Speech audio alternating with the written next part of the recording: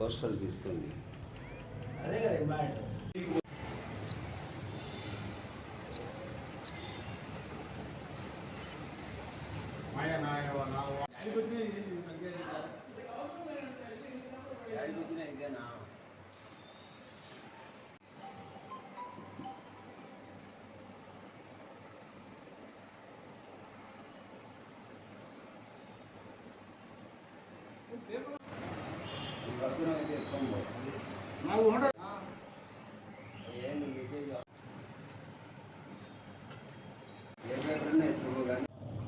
Andhra Pradesh auto motor workers union సమావేశం ఇక్కడ నిర్వహించుకుంటున్నాం.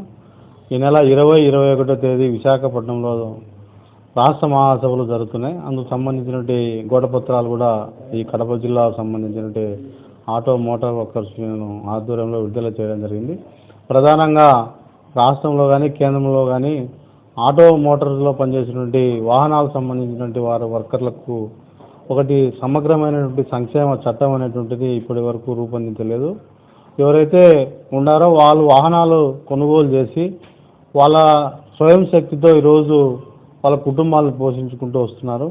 కేంద్రంలో రాష్ట్రంలో ఉన్నటువంటి ప్రభుత్వాలు ఈ వాహనాల కొనుగోలు ద్వారా వచ్చేటువంటి 1% సెస్ పక్కకు తీసి భవన నిర్మాణ సంక్షేమ మండలి తరహాలో వీళ్ళకు కూడా ఒకటి సంక్షేమ బోర్డు ఏర్పాటు చేయాలని చెప్పి ఏఐటీసీ అనేక సంవత్సరాలుగా మరి విజ్ఞప్తులు చేస్తున్నా కూడా ఈరోజు పట్టించుకునే పరిస్థితి ఉంది.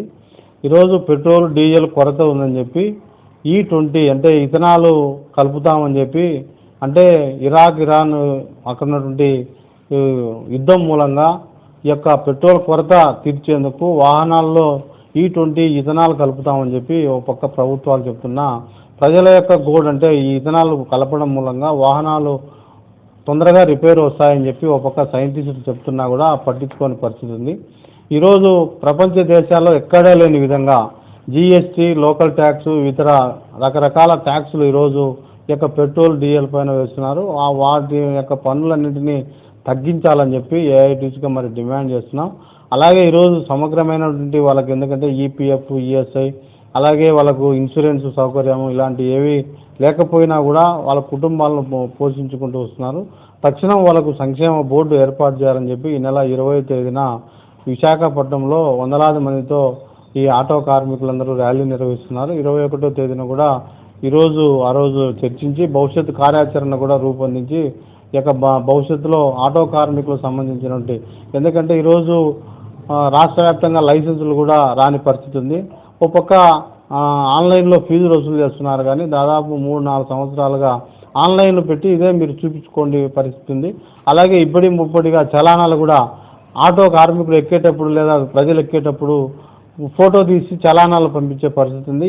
ముప్పటి చలానాలు కూడా రద్దు చేయాలని చెప్పి ఏఐటీసీగా మరి డిమాండ్ చేస్తున్నాం.